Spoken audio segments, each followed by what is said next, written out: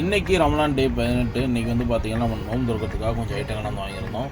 வழக்கம் போல் வந்து நம்ம வந்து இறைவனை வந்து பிரார்த்தனை பண்ணிவிட்டு, ஆனால் இன்றைக்கி வந்து பார்த்திங்கன்னா பேர்த்தம்பழம் இல்லை, அதனால் தண்ணியை வச்சு நம்ம வந்து நோன்பு வந்து திறக்கிறோம்.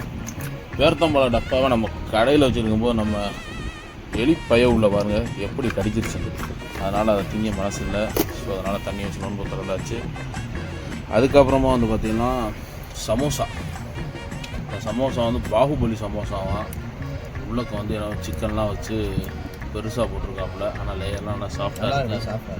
ஸ்டஃபிங்ஸும் உள்ளக்க நல்லா அதிகமாக வச்சுருக்காப்புல. சாப்பிட்டு பார்த்துட்டு சொல்லுவாப்புல ப்ரோ. லேயர் நல்லா சாஃப்டாக இருக்குது, பார்த்தாலே தெரியுது.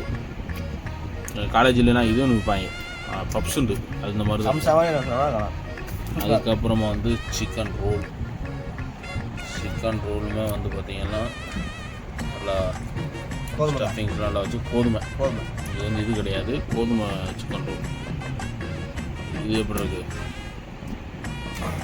உழப்பெல்லாம் ரொம்ப அதிகம் இல்லாமல் சூப்பராக இருக்குது. கரெக்டாக நோம்பால் எல் மாதிரி போட்டிருக்காப்புல. அதுக்கப்புறமா வந்து பார்த்திங்கன்னா முட்டை போண்டா. முட்டை போண்டா வந்து நம்மளுக்கு வந்து ஒரு ஆள் கிஃப்ட் பண்ணாப்புல. முட்டை போண்டாவும் மிளகா பஜ்ஜியும். முட்டை போண்டா, அதுக்கப்புறம் வந்து பார்த்திங்கன்னா மிளகா பஜ்ஜி. இதெல்லாம் ஒரே மாவு தான், இங்கே இருக்குதா முக்கிய எல்லாம் அப்பளை தள்ளி போட்டு எல்லாம் ஏதாச்சும் அள்ளி போட்டு சரி இதை போட்டு கண்ட வேண்டியதான். வடக்கண்டை மட்டும் மாட்டிடக்கூடாது. கோயிலை பாம்புறாக்கெல்லாம் அள்ளி போட்டுருவோம். அதுக்கப்புறம் முருங்கை வடை தெரியுதா? கீரை வடைன்னு சொல்லுவாங்க. நல்லா தண்டங்கீரை முருங்கைக்கீரைலாம் போட்டு நல்லா இருக்கும் இந்த கீரை வடை, நல்லா சாப்பிட்டா. அதுக்கப்புறம் வந்து பார்த்திங்கன்னா ஜூஸ். இன்றைக்கி என்ன ஜூஸ்னா ரோஸ் மில்கா குடிங்க.